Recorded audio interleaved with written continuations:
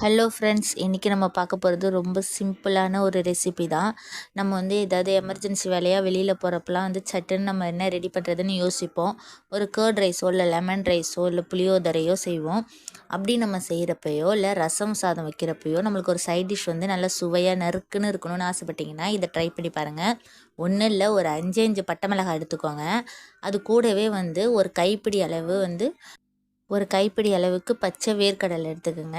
இது கூடவே ஒரு 4-5 சின்ன வெங்காயம் எடுத்துக்கோங்க. உங்கள் சைஸ் உங்களுக்கு தேவையான அளவு நீங்கள் எடுத்துக்கோங்க.